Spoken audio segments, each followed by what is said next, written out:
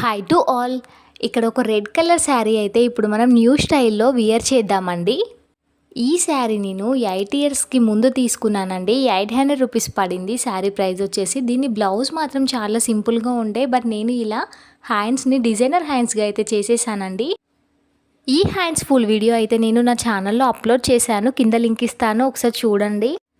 ఈ శారీని స్టైల్ చేసేటప్పుడు మనమైతే రెగ్యులర్గా శారీ ఎలా కట్టుకుంటామో అలానే కట్టుకోవాలండి. బట్ ఈ కుర్చీల వరకు వచ్చిన తర్వాత ఈ కొంగు అయితే మనం బ్యాక్ నుండి తీయకుండా ఫ్రంట్ నుండే ఇలా వేసుకోవాలండి. ఇలా వేసుకుంటే మనకు ముందు ఇలా డిజైన్లా వస్తుందండి. కొద్దిగా సెట్ చేసుకోవాలి.